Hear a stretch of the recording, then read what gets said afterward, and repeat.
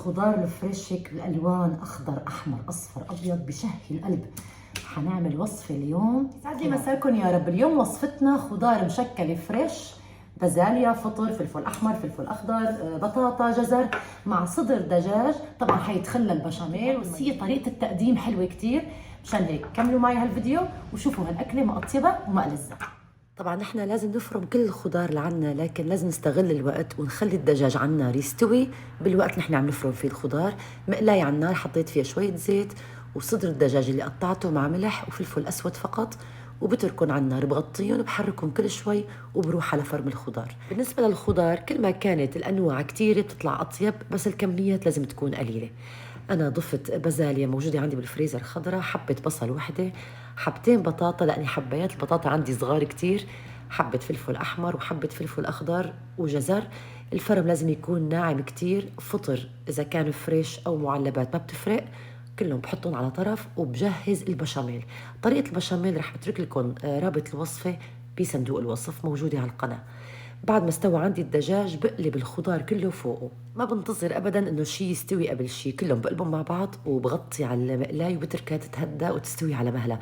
وبالنسبة للخضار حابين تضيفوا شيء زيادة ما في اي مشكلة، اطيب مثل بروكلي مثل اي شيء بتحبوه.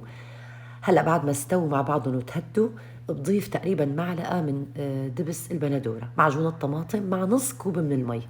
بحركهم مع بعض وبتركهم كمان على النار شي 10 دقائق. طبعا انا بهالاثناء البشاميل صار عندي جاهز ورح نبدا بتطبيق الاكله. اذا توفرت عندكم هدول الفخارات الصغار فكرتها كتير حلوه، انه اذا عندكم ضيوف كل ضيف بياخد طبقه لحاله، وجبته لحاله، فطريقه تقديمها كتير حلوه. اذا ما توفروا عندكم الفخارات هلا بفرجيكم باخر الفيديو شو فيكم تعملوا كمان. منضيف بكل فخارة الكمية اللي بحيث تكفي لشخص واحد، وبعدين بنصب فوقها البشاميل.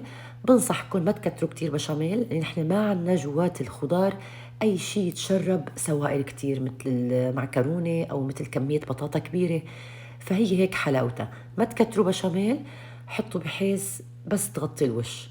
واخر شيء هلا حنضيف على الوش جبنه اشقوان مبشوره، موتزاريلا او اي نوع متوفر عندكم.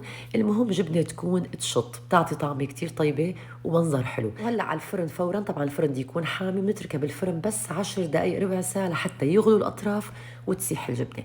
هلا اللي ما عنده صحون فخار او هي القصص، فيكم كتير تقلبوا الخضار والدجاج بريكس وتحطوا على وش البشاميل وترشوا عليه جبنه، وكمان بينخبز بالفرن. ممكن تسالوني شو ممكن ناكل جنبها، فيكم بطاطا مقليه، فيكم بطاطا بوريه، بالحالتين بتطلع كتير طيبه. وعلى كل حال هي لحالها كمان كتير طيبه من دون اي شيء. فيكم تغلفوا البيركس تحطوه في البراد لتاني يوم، ما في اي مشكله. هلا اكلتنا صارت جاهزه، طلعتها من الفرن. طبعا انا تركته شوي زياده لحتى يحمر الوش. اذا بدكم تعملوه ما تستنوا لهالمرحله، طلعوها شوي قبل. بنرش عليها شويه بقدونس، طبعا البقدونس اختياري، هو بس بيعطي شكل حلو وطعمه بتاخد العقل. جربوها وشوفوا.